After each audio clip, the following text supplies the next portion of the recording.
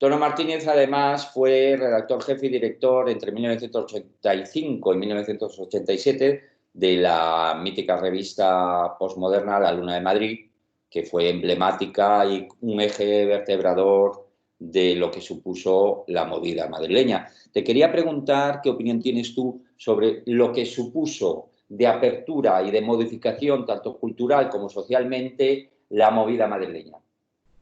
Bueno, digamos que a finales del año 77-78 en Madrid, cuando éramos adolescentes, se produce el cambio político en España y en Madrid pues se produce una especie de locura de apropiarnos de las calles que habían estado siempre pues monopolizadas por la policía franquista y uno no había tenido libertad.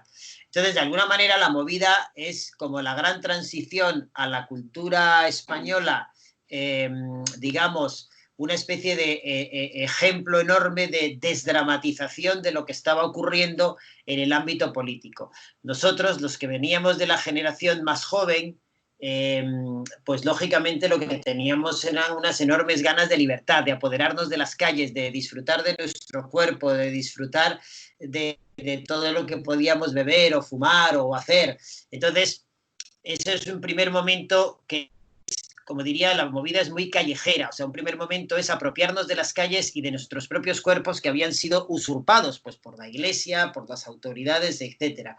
Hay un segundo momento que tiene que ver también con abrirnos a otras fronteras. La influencia cultural española había sido fundamentalmente francesa y en realidad la movida es muy musical, muy pictórica, muy de cómic y en ese sentido tiene que ver mucho con influencias norteamericanas e inglesas. Es decir, yo creo que es la primera generación cultural que mira más a Londres o que mira más a Nueva York que a otras cosas.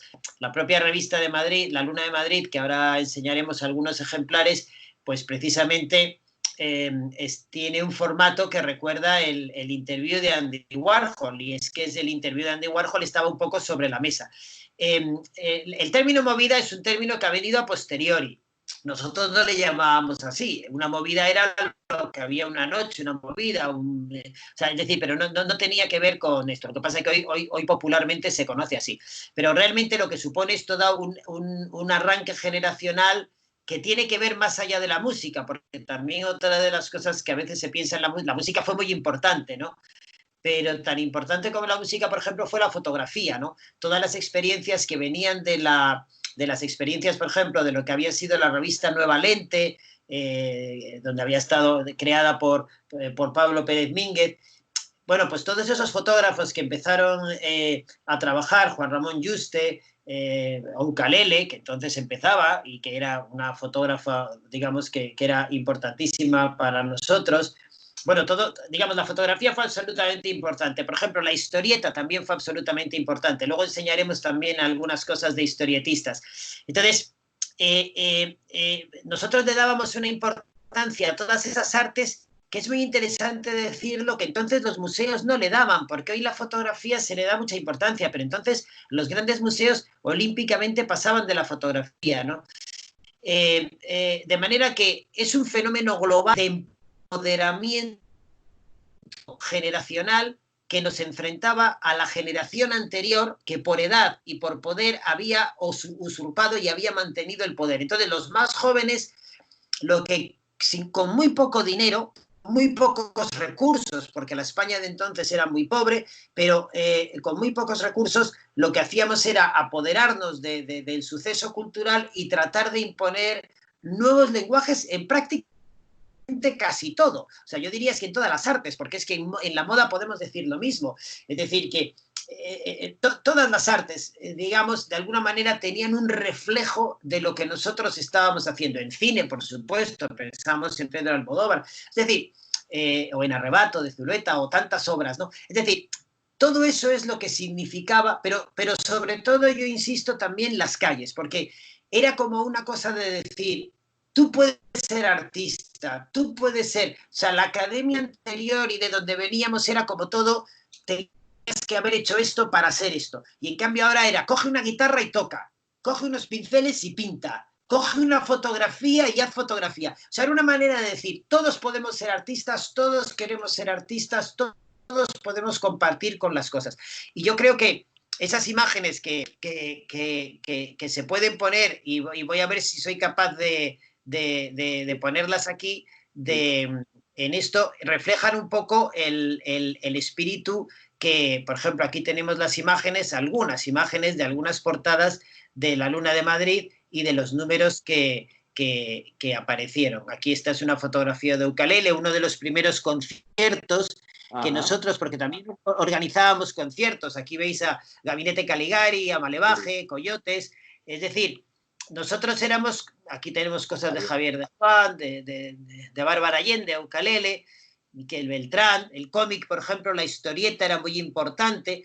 El tratamiento de la fotografía era otra cosa que distinguía muchísimo a la Luna de Madrid, porque esto nosotros tuvimos una enorme influencia luego sobre los periódicos nacionales. Hasta la época nuestra, la fotografía la utilizaban para ilustrar los textos. Entonces nosotros empezamos a dar a página completa todas las imágenes.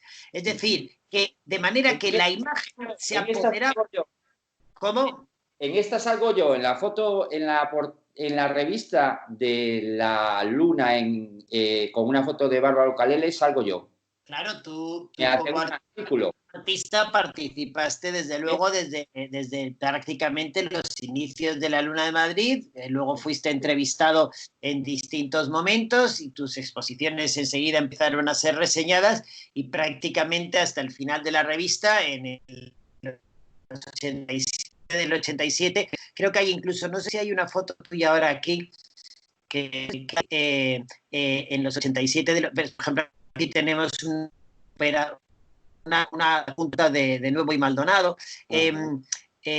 Digamos, nosotros hasta el final, como se ve aquí tenemos, por ejemplo, Rosy de Palma y Juana Daizpuru, que entonces era la directora de Arco y la fundadora de Arco, donde nosotros estuvimos. Esta es una foto muy interesante de Juan Ramón Yuste. Preciosa. Que sí, se ven unos cuchillos, porque entonces atacada por la gente, y entonces cuando fuimos a hacerle la foto en el estudio de Juan Ramón Yuste, que era uno de los grandes fotógrafos de la época, pues dices, sí, vamos a poner como que me caen cuchillos, pero a mí no me importa, yo me voy con un paragüitas. Y aquí, por ejemplo, tenemos a Rosy, cuando Rosy, que entonces Rosy todavía, o sea, Rosy era muy amiga nuestra, pero todavía no era la Rosy famosa. Rosy era entonces la cantante del grupo Peor Imposible, que había llegado de Palma, y entonces pues tocaba con grupos pequeños y nosotros pues le hicimos una entrevista pues estupendamente para ella, ¿no? Y aquí ya vienen algunas fotos de libros míos. Bueno, lo que quiero decir es que la Luna fundamentalmente era eso, un fenómeno de empoderamiento, un fenómeno de demostrar que podíamos hacer otra cultura y que la gente joven, con muy pocos medios, y esto es una reflexión que sí me gustaría decir ahora que se me ocurre, porque muchas veces ahora la gente dice, con la crisis, ¿no?, que no hay dinero y tal, es verdad. Bueno, nosotros no teníamos no dinero, vivíamos como ratas. Quiero decir que yo tenía un estudio alquilado pues, en la calle Fuencarral, pues que no es que no tenía ni ducha, y allí empezó la Luna, y quiero decir que no había ni Comunidad de Madrid, ni becas, ni nada. Es decir, que nosotros cuando íbamos a hacer una exposición pedíamos prestado a Eugenia Sen, la Galería Sen, y allí con Chomin Salazar pintábamos las paredes y exponíamos. Y en los conciertos que hacíamos muchas veces, pues lo que hacíamos era directamente vender nosotros los tickets o ese tipo de cosas. O sea, quiero decir con esto que es una lección que sí me gustaría que la gente la sepa, para que sepan que muchas veces son las ideas y la fuerza y la energía que tiene que tener uno, y a veces no tanto el decir, no tengo dinero para hacer esto. O sea, no, a veces lo que hay que tener es la fuerza y la energía para poder hacer las cosas.